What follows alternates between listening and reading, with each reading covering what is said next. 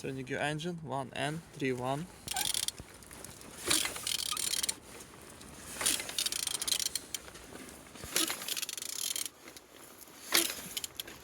Turning good. At the front engines looks good, as you can see. Look as well on compressor. Everything nice. Same as well like on the Z side. Engine's turbo. Was broken. Gearbox without any damage. And on the Z side, everything nice.